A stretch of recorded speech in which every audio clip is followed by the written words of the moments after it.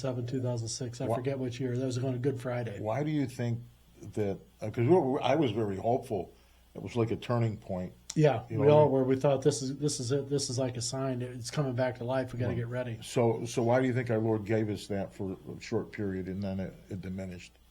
Well, some wonderful things happened in that time. That was probably the if there was a golden age for me there, and Ruby would probably testify this too. That was probably the golden age when things really, got to be miraculous, if you will. We had other stuff before, but it seemed to be happening at a more rapid pace.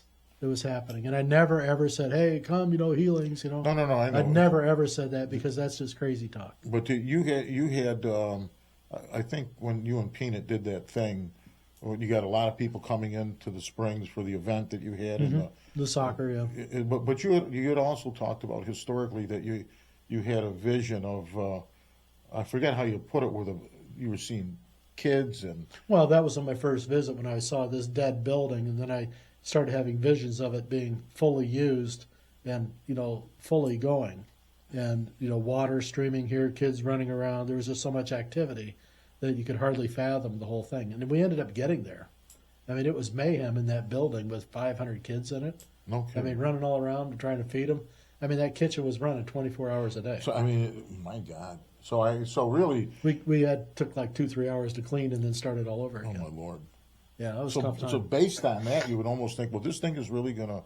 Oh yeah, we were continue to. And then 2008 happened, and the banks collapsed, and the contracts. A lot of people lost a lot. Yeah, and so I had the choice of either going belly up or suing like 350 American families for breach of contract, and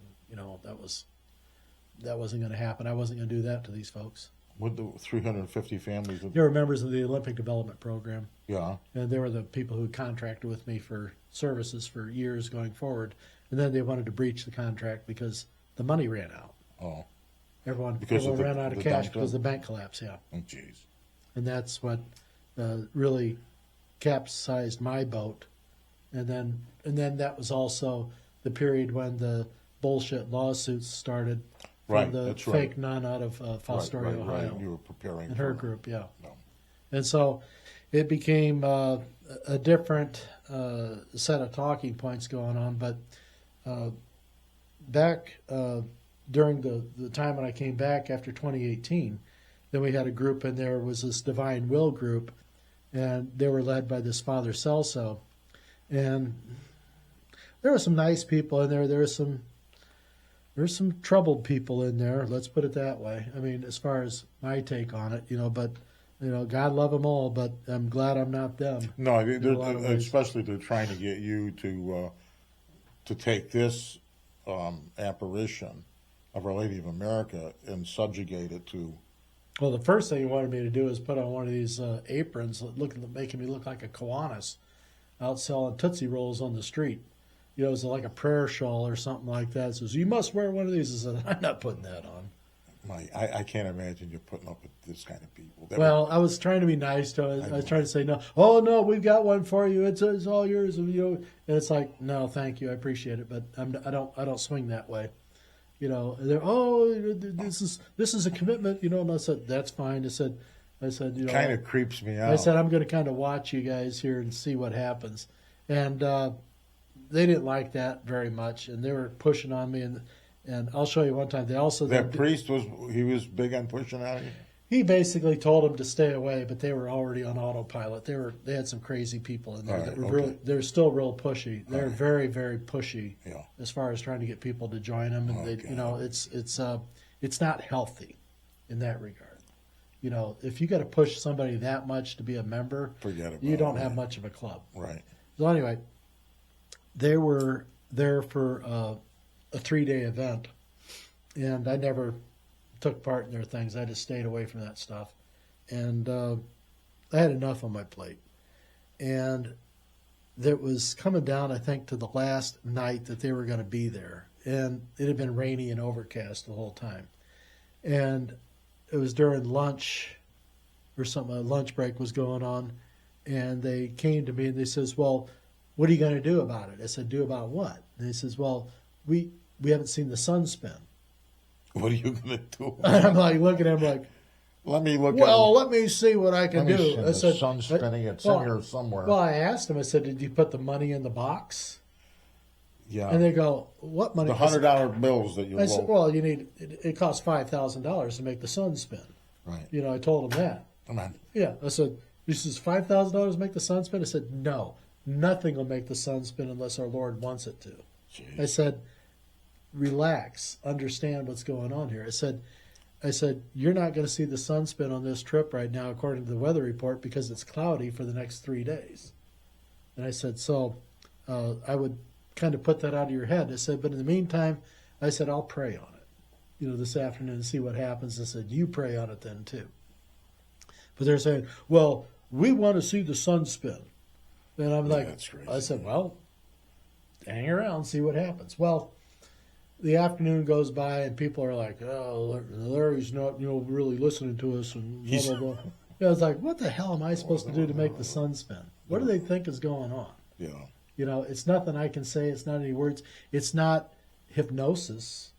It's a real thing. So anyway, about 5 o'clock, you know, it's after dinner and they're getting ready to start their evening deal again. And I think it started at like 6. And there was going to be like 2 sessions, or I don't know. They were going to be going to like 9 o'clock. Well, it was about 5:30 or so. I started telling a couple of the members. I started getting 7:35 was an impression I kept getting in my thoughts. 7:35. You know, be there at 7:35. And so I'm looking at the weather charts. It's just cloudy. There's no breaks coming. It's like solid, the thunderstorm, blah, blah, blah. Well, I told them, I said, Our Lady says 7:35, be outside. And they go, well, we got a session going on at that time. I said, 7:35, be outside. Well, I said, that's what I got to tell you. Well, they thought I was batshit crazy. first they're asking you to make it happen. I know, and then they think I'm batshit crazy, wanting me to stop one of their. Well, can't you do it while we're on break? You know, is kind of what they're thinking. Okay. You know, and well, we don't want to walk out on Father's cell phone while he's in the middle of talking about something. I said, 7:35, be outside. 7:30 comes along, nothing's happening. 7:33, the skies open up, No kidding. and guess what's going on? Sunspin. The sun's spinning. Were they there? Nope, You got to be kidding. they were all inside. And so I'm out there watching this with Ruby, and she goes, you think I ought to go in and get them? I said, no, I'll do it. So I went in, and I'm standing by the door, and there's a priest who's sitting right there by the door. He looks at me, he goes, I go. So he gets up and comes outside. Everyone's kind of watching because they're all looking at their clocks at 7:35. The priest is out there. He just falls to his knees. He goes, oh, my gosh. He says, it's a miracle. I said, maybe.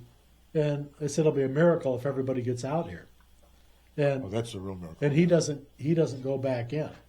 To get And 'em. so about 8 minutes go by, and then everybody's coming out because they all couldn't take it anymore. So they all flooded out, and they're all coming out and standing on the railings and out in the parking lot, and they're all singing, "Oh, it's a miracle!" You know, it's like, Were you know, Jesus answered my prayers, and blah blah blah. It's like, I'm just looking at Did Ruby. you feel a little creepy? Well, I'm looking at Ruby, and she says, "I don't think they's ever going to get it." He said that. Yeah, she says, "I don't think they's ever going to get it."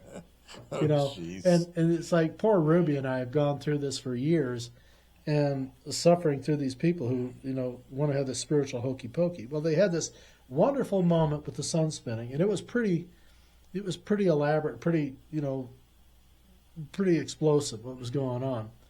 And then they just said, well, okay, that's it. Then they pack up and go back in. Didn't even wait for it Got to end. the miracle. And I saw the that. miracle. Okay, So- back in. So and a lot of times people think, well, this is solid evidence that we're on the right track. We'll let you know when we need you again, Jesus. Well, but So, no I one mean, was, no one was out there at they- 7:35.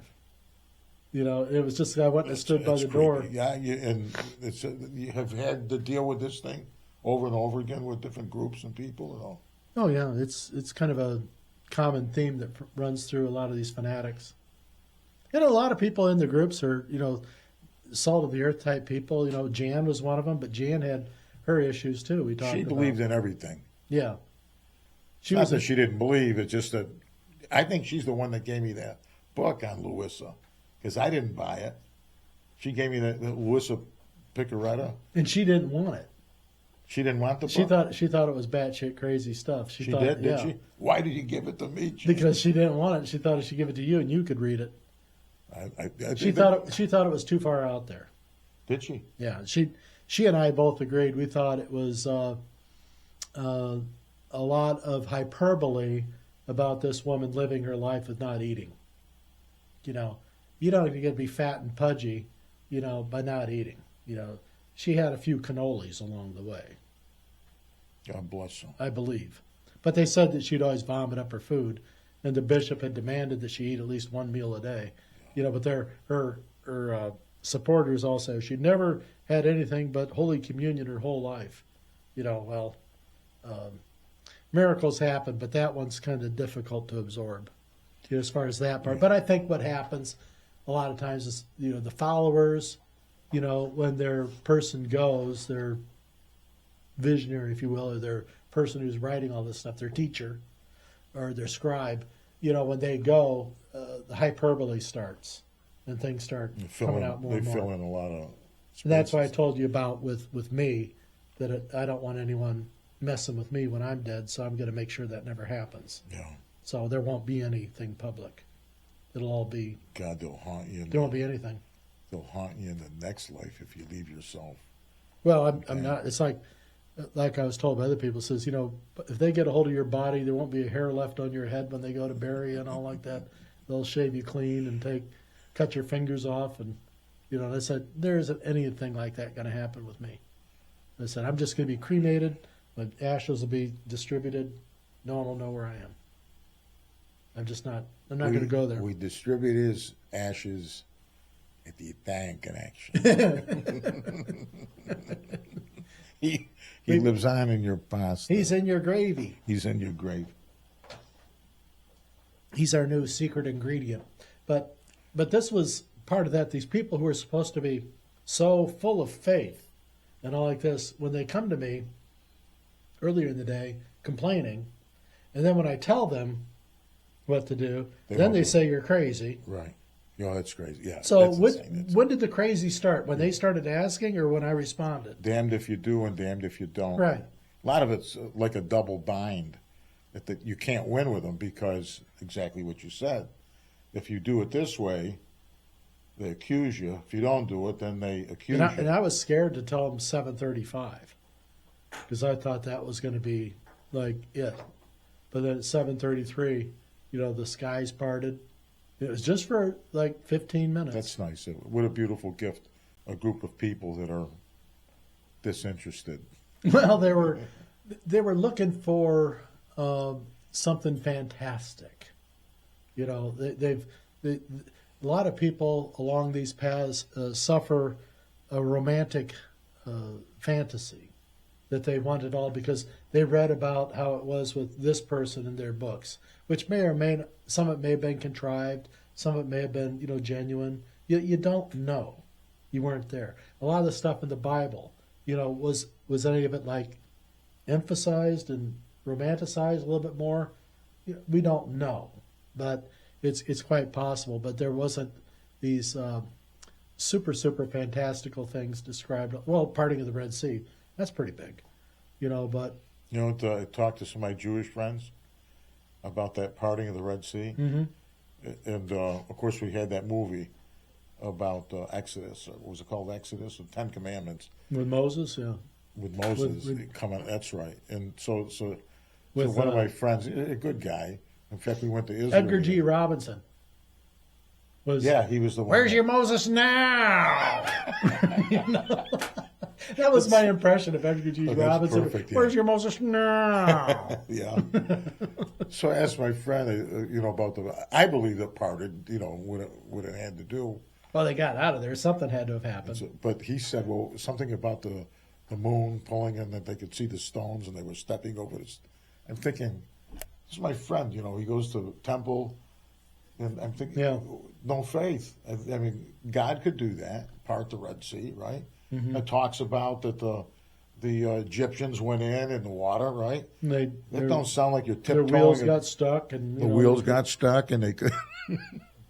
I mean, it's crazy. It's almost, it really is a falling away. And our Lord said for centuries.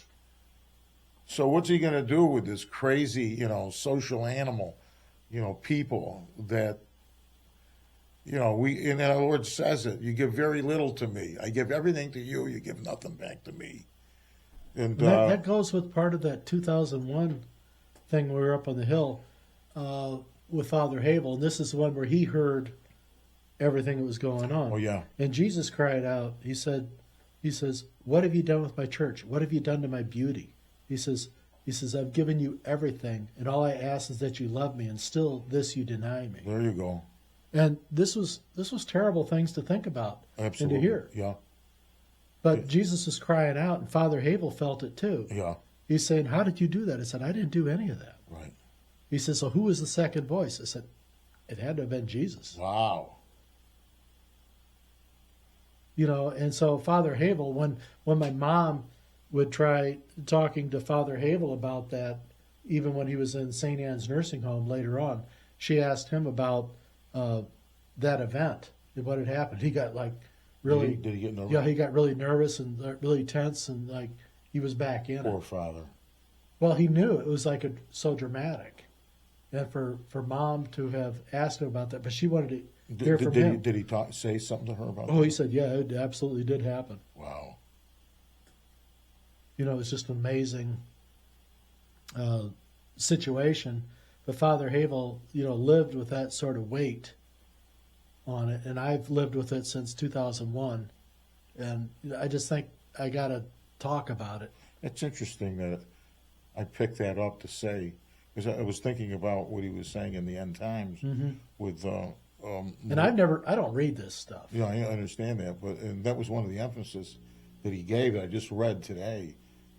I've given you everything. What have you done? You've given me nothing, very little. And the other thing, the question I have is, what kind of a God would be so loving and committed to humanity? Well, you're a dad. What? You're a dad. You're a grandpa. Yeah. What wouldn't you do? You're right. To save. Right. You're right. To save him. Right. I mean, but this is the seat of, I think, the virtue of our faith comes in that the gift of the fatherhood. A lot of people think it's a blessed mother, but it comes from the strength of the father. And that's why St. Joseph, you know, led the Holy Family. It took the strength of a man in that regard. It takes the strength of a man to lead this church. It takes the strength of a man to lead this world. Men and women are designed differently for a reason. Men are the protectors, you know, the providers, you know, and those are their goals. Women are the organizers and the nurturers. That's their design. That's right. And it works together beautifully. But it takes the men have to step forward and be men in that regard. And that's why God is the ultimate man. And that's why you often complain about the clergy. They become father, we call them, you know, spiritual fathers. Yeah. And you say, well, in a way. They haven't earned it. They're not living it. And they don't have the balls to do anything to protect those children. Right. Wow. Oh, that's okay. We have to pray for them. We have to pray for them. Well, in the meantime, somebody's getting hurt. Right. And we have to stop that. And not having been a father myself, I feel these passions very strongly when I see other people fathers who kind of give up on their families. Yeah. They say, what the hell can I do? You know, I'm up against the teachers, I'm up against my wife, I'm up against all these females, right, you know, that tell me to sit down and shut up, and I'm doing it wrong. But then the kid ends up, you know, with a problem and, you know, no grades, no nothing, no ambition. Well, he needed to get his ass kicked when he was 13 a couple times, you know, just to make it sink in a little bit. Exactly. How did these two guys go into Columbine and do the kind of work that they did in that tragedy? Empty homes, empty heads. They were empty homes, both of them, and had empty heads, and they got filled with other ideas that they thought were cool. Right. And they wanted to be known. Right. Infamy. Right. And so now you got kids. It used to be, in the United States, kids would want to be an astronaut. They want to be, a doctor. They want to be this, because they want to go help people. Now they just want to be famous. They want to be popular and things like that. You go to Palestine or a Islamic school, what do they want to be? Engineers. Oh, do they? Why do they want to be engineers? So they can kill more Jews. Wow. This is what these kids are being taught in schools. They're going to be engineers and, proud because they want them to grow up being a victim, thinking that they're a victim and they're being oppressed by the Jews and the Western society. And their way to avenge that victimhood for their entire family is to become a martyr.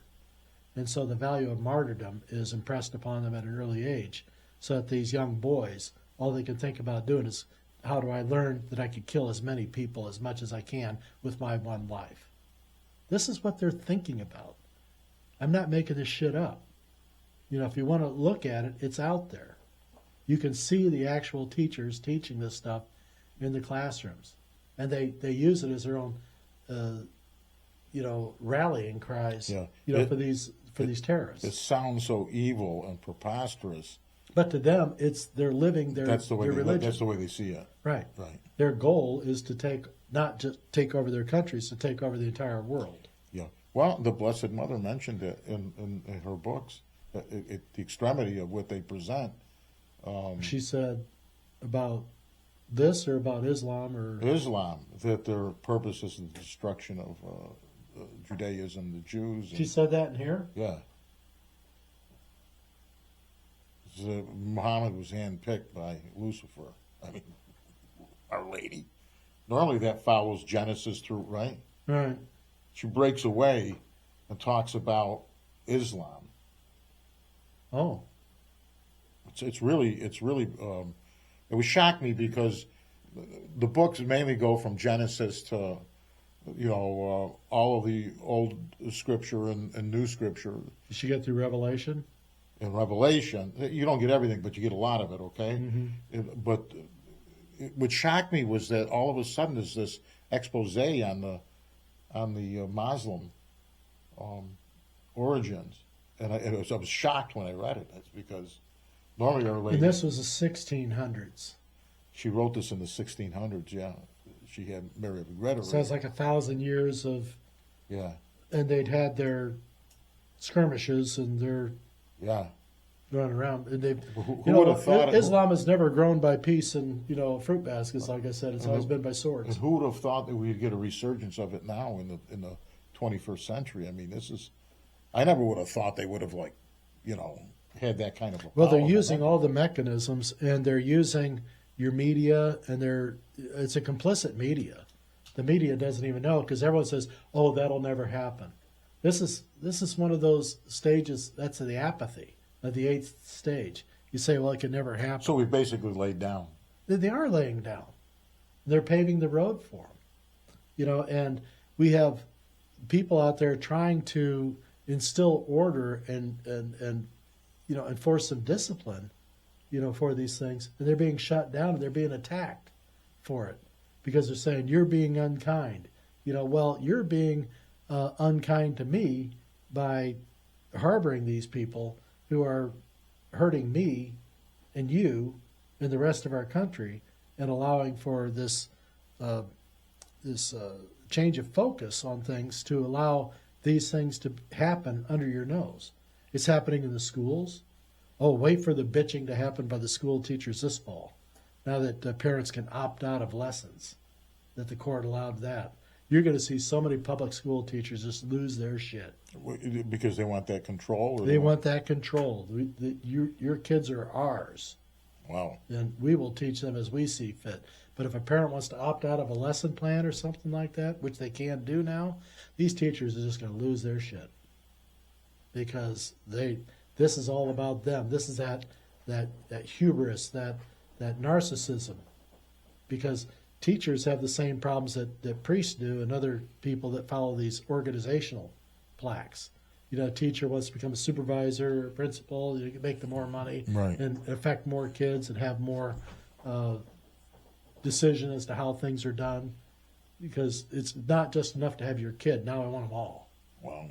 You know, and so this is part of that brain thing that goes on with these people, and it's an incurable situation. The only way to cure a narcissist is to ignore them.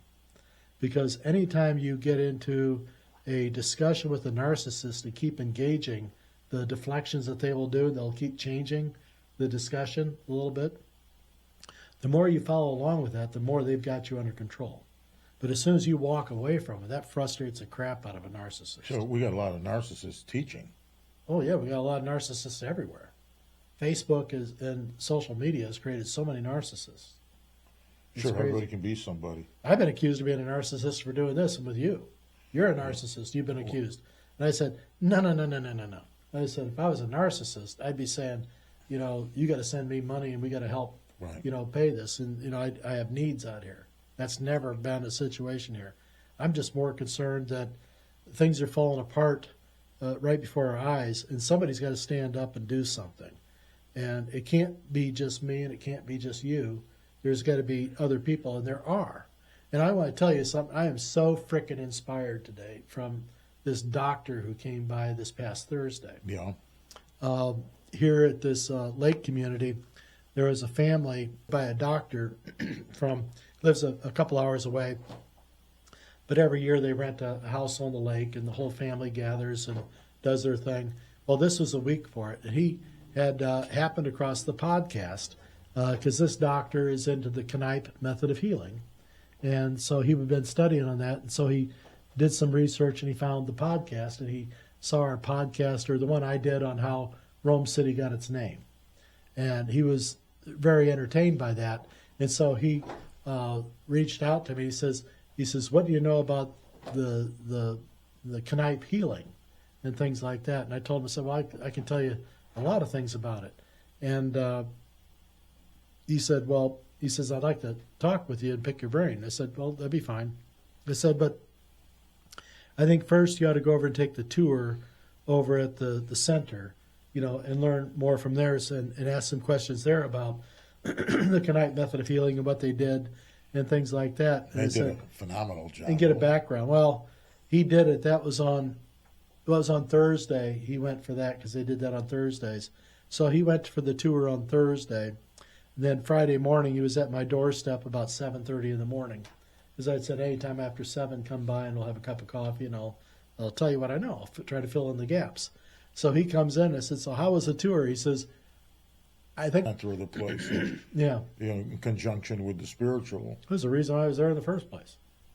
You know, it was because of the water. And I told him, I said, it wasn't Dr. Geierman or Father Knoll that discovered the water or anything like that.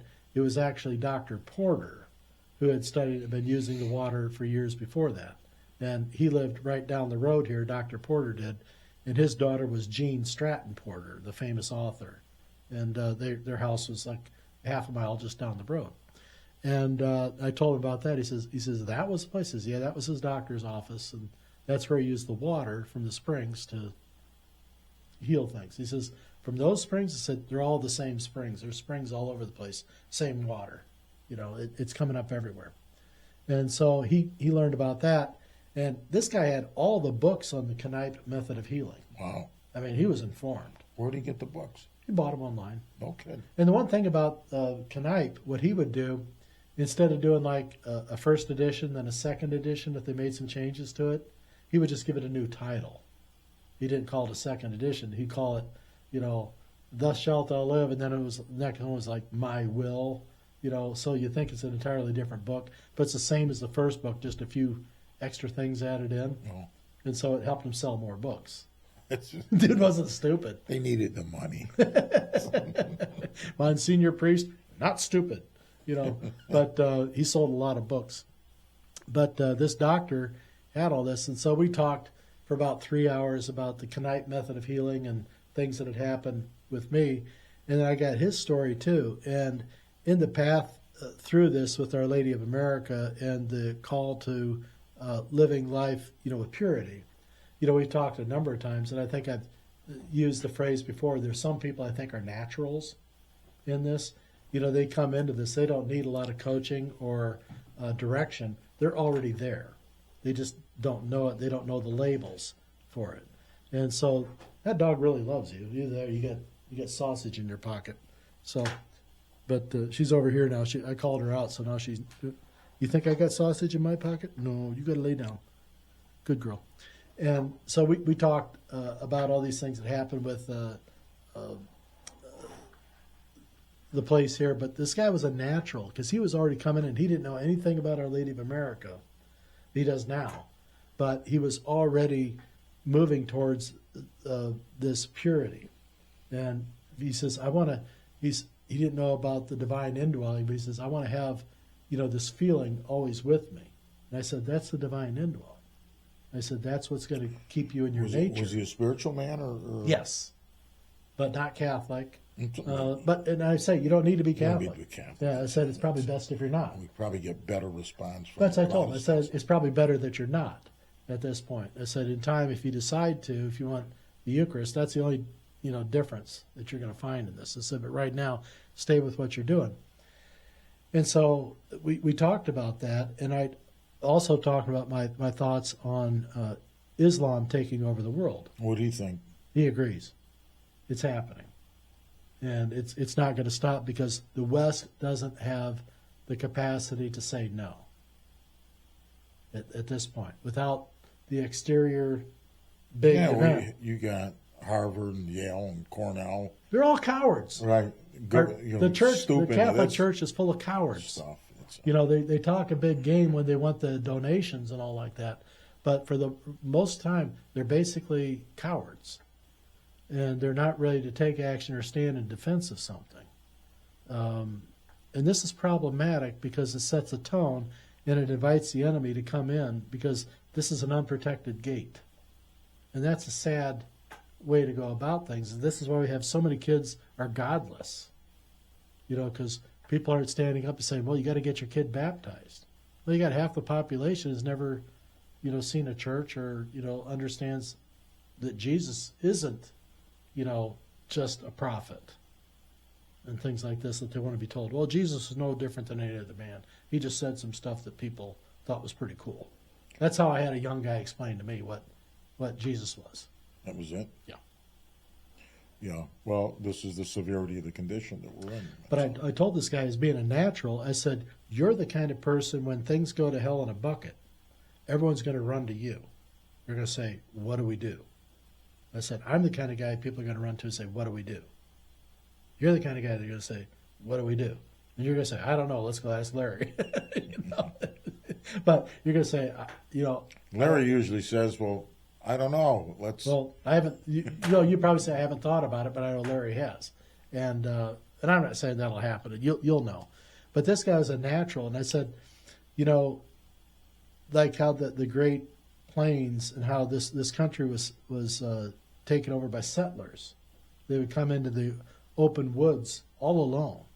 They didn't have anything. Many times they didn't have a dog. They were all alone, and they set about trying to tame this land and make things happen, but they didn't have the benefit of anything to help them.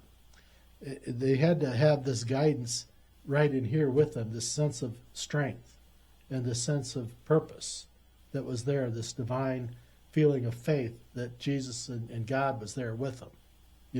Many of them didn't have any kind of following for Mary, but they knew Jesus. They were very basic in their formation typically. And so I said, these guys faced the plains and the uncertainty of day in, day out with just this hope inside them. They didn't have priests. They didn't have a church. They didn't have a community. They had a divine indwelling. They had this beginnings of this divine indwelling. They had this feeling that was inside them that kept driving them and was their comfort when they were scared. And as a result, whenever they would find out that there was a missionary priest or whatever was at the fort 40 miles away, when they found out, usually these Jesuits were coming through, they'd stop at old Fort Wayne. And it was incumbent upon those priests to stay there for 10 to 14 days because that allowed the word to get out and then for the people to come in. So, and these guys would drop everything they were doing. It was common practice that if they were out plowing the field and they found out there was a priest there, they would just unhook their horse right there on the road that they were cutting at that time, hop on that horse, try to make it to the fort before that priest was gone, just so that they could have their confession heard and receive communion and to be in the presence of a priest to help them feel because they didn't know if they'd ever see one again or if they would die the next day. Great desire and great faith and hardship, which seemed to center them, but now we've got excess and no time for Christ. Well, this is the apathy is set in, so this is where at the last stage of the decline of nations. And no country has ever come back from it. And that's why Archbishop Noel said the only thing that can save us from this is intervention by Jesus himself. I agree. He said that was back in 1940. Did he? Yeah. Well, was that your book? You had The Decline of Nations. Yeah, I agree. But hasn't it always been like that our Lord picks up the tab, that he's always compensating, going the extra? And it's like I said, they crossed the Moses and they crossed the Red Sea, and very shortly after that they defect. I mean, oh yeah, they had. Is this our nature? Is this our nature to? Yeah, because we're soft, and sometimes it takes just this heavy chastisement. Which is weird that came up on the phone about this chastisement. I got to dig up this guy. Spurgeon is his name, so I'll have to look into him a little bit more. But it was right on track with what we were talking about. And I don't know, just been a lot of weird things happening this week, and that's just another one right there. But, kind of going with this, and people had talked about Rome City and the water and stuff like that. And this one priest, this Father Tom Celso, saying that the water is miraculous. It just touched my lips and I was healed immediately. Mm-hmm. And that, I think, that kind of thinking, I think, sends a bad signal to the next follower coming in, because if they don't get that, then they're like crushed, or they think that I'm not worthy.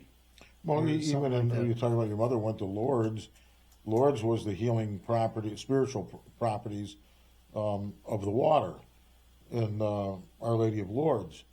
But not everybody that touched the water, drank the water.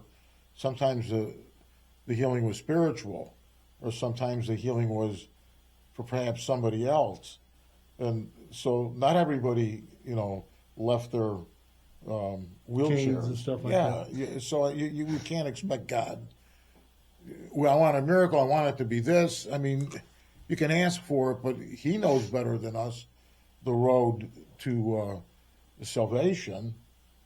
So we can't be disappointed if we don't immediately get what we think we're supposed to get. I mean, we've given very little to Christ, let alone have an expectation. But you want an interactive story? Yeah. Well, you just hit on the Lourdes thing. Let's call St Rita. Okay. She'll tell us about her trip to Lourdes with her sisters. And I think some of these things you just talked about will probably pull right out of that. So...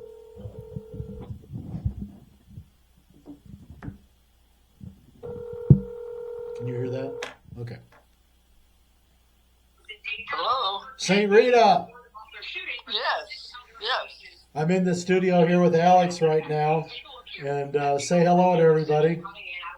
Hello? Hi, Rita. How are you?